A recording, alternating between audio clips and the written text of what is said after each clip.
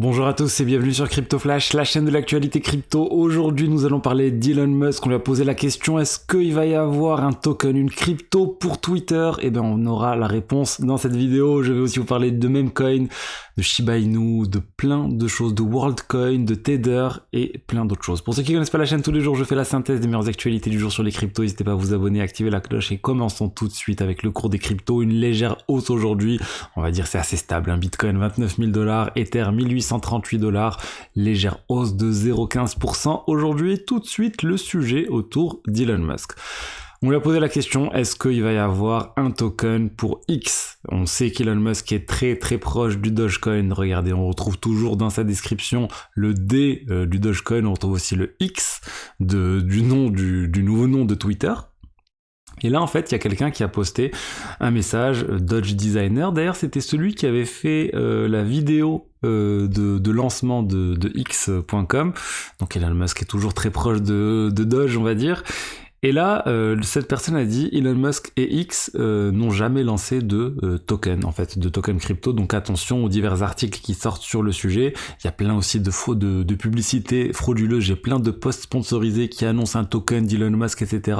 C'est toujours des scams. Faites très attention sur le sujet. Et Elon Musk a répondu en disant et on ne n'en lancera jamais. We will never will. Donc il dit on ne lancera jamais de tokens spécifiques, enfin de tokens X.com, de tokens Twitter. Alors moi je le crois, je pense effectivement qu'ils vont pas lancer leur propre token. Et surtout parce que Dogecoin, je pense que si jamais il y a des cryptos qui sont acceptés sur Twitter, on devrait avoir du Doge, on devrait avoir de l'Ether, on devrait avoir du Bitcoin, et surtout la crypto favorite d'Elon, c'est le Doge. Il y a beaucoup de gens qui pensent qu'il en a beaucoup, il y a eu plein d'analyses forensiques sur le sujet. Moi aussi, honnêtement, je suis convaincu que c'est un très gros holder de Dogecoin, alors qu'avant, honnêtement, j'y croyais pas. Il y a pas mal de preuves sur ça qui circulent. Il y a un procès d'ailleurs en cours sur les gens qui l'accusent de manipuler le cours du Dogecoin. Enfin bref, moi je pense qu'il y aura surtout une intégration avec le Dogecoin qui finira un jour par arriver sur Twitter. En restant sur une crypto-monnaie basée sur un chien, je voulais vous parler du Shiba Inu. Ils viennent en fait d'annoncer il y a quelques jours, oui c'est ça, qu'ils allaient lancer un protocole basé sur l'identité pour pouvoir faire plein de choses avec l'identité des personnes. Donc un peu, moi ça m'a rappelé ce que faisait WorldCoin, mais là il n'y aura pas besoin de scanner, on va dire, ses yeux pour faire ça, mais ils préparent des choses autour de l'identité et pour s'authentifier sur des protocoles, etc. J'attends de voir ça, j'attends de voir plus de détails, on est juste sur l'aspect théorique pour l'instant, on n'a pas encore d'exemples concrets. Mais cette information, plus le fait que Binance accepte maintenant le Shiba Inu comme collatéral quand on veut emprunter de l'argent, ça a fait que le token a pas mal augmenté. On parle d'une hausse de 17% là sur 24 heures. Donc plutôt pas mal pour une crypto qui vaut déjà 6 milliards de dollars de market cap.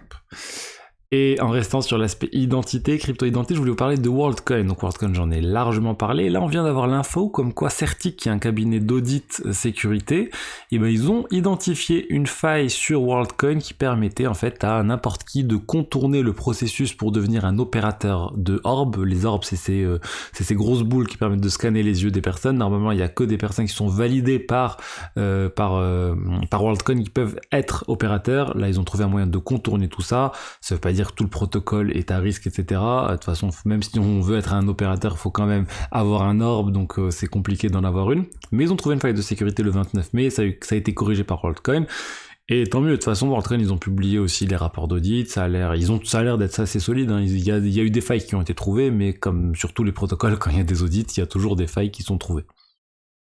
On va parler maintenant d'un nouveau memecoin sur Base. Donc Base, j'en ai parlé, la blockchain de Coinbase qui devrait être lancée le 9 août officiellement avec l'ensemble des choses disponibles. J'avais dit 9 mars dans la vidéo précédente, mais c'est bien le 9 août. Le premier memecoin qui a été lancé, c'est le token Bold en référence à Brian Armstrong, le CEO de Coinbase qui est chauve, du coup Bold. Ça a pas mal augmenté, ça a pas mal baissé depuis. Et là, il y a un nouveau memecoin, cette fois il s'appelle Toshi. Pourquoi Toshi? Alors c'est encore en lien avec Brian Armstrong, c'est le chat de Brian Armstrong qui s'appelle Toshi, et du coup il y a quelqu'un qui a lancé un token en référence à ça, et ça a augmenté. On parle d'une market cap qui a dépassé 10 millions de dollars au bout d'un moment.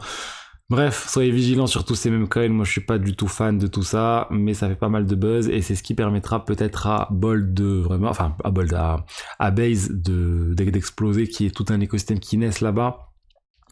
Potentiellement, les gens s'attendent en fait à ce qu'on ait la même chose qu'on a eu avec la BNB Chain quand il y a eu le lancement, avec plein de shitcoins qui sont lancés, etc.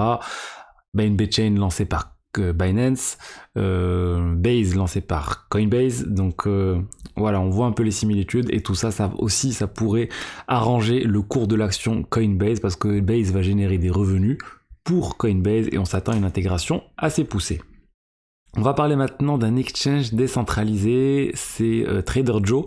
TraderJoe qui est très connu sur Avalanche, sur Arbitrum aussi, il a été lancé sur la BNB Chain et là, TraderJoe fait son début sur Ethereum. Suite à ça, le cours a légèrement augmenté, donc c'est quelque chose de similaire à Uniswap, etc. Ils ont aussi l'aspect concentrated liquidity. Bref, un exchange décentralisé de plus sur Ethereum, encore plus de compétition, tant mieux. J'espère que ça va faire en sorte que les frais vont être de plus en plus réduits sur ces exchanges et c'est tant mieux pour les utilisateurs. Et c'est un nouveau marché de plus du coup pour TraderJoe, donc le token Joe. Si y a plus d'utilisateurs qui utilisent le protocole, ça va faire quand même, c'est censé en tout cas faire augmenter le cours du token sur le long terme. On va parler maintenant de Tether. Tether, la société qui est derrière l'USDT, ils ont révélé dernièrement les informations financières qui sont associées à leur bilan, etc.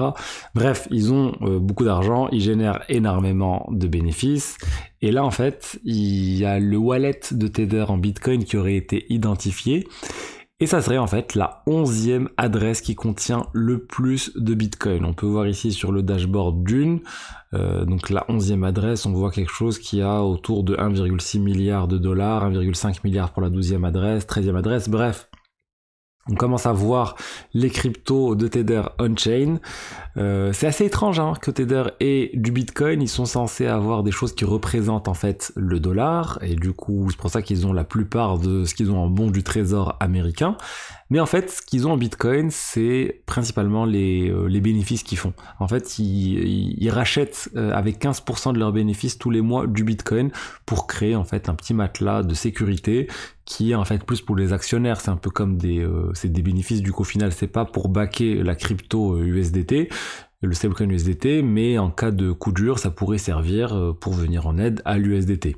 L'USDT, initialement, c'est un business très simple, garder les dollars en banque, finalement, ils font des choses plus compliquées pour gagner de l'argent, ils l'investissent, et au début, c'était investi sur des choses assez risquées, là, les bons du trésor, c'est l'investissement le moins risqué pour l'USDT. Mais voilà, les gens ont commencé à s'inquiéter quand ils voient passer des choses autour du Bitcoin, quand ils voient passer des choses autour de prêts, ils avaient prêté de l'argent et ils généraient de l'USDT, bref, il y avait des choses pas très nettes.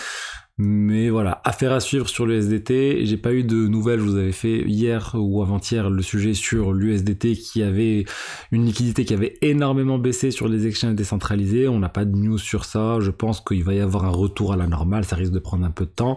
Mais voilà, je vois pas de raison de paniquer. Après, moi, vous connaissez mon opinion, les stablecoins c'est bien, mais c'est pas non plus, c'est comme les exchanges, dites-vous quand vous êtes sur un stablecoin, tu parles du stablecoin centralisé, c'est extrêmement centralisé. S'il y a un problème avec les banques qui y a derrière l'USDT, s'il y a un problème avec les banques qui y a derrière l'USDC, on l'a déjà vu, vous risquez d'avoir une dépréciation ou de perdre les cryptos associés.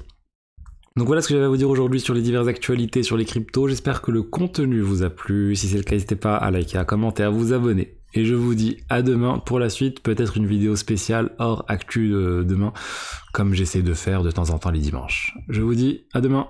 Au revoir.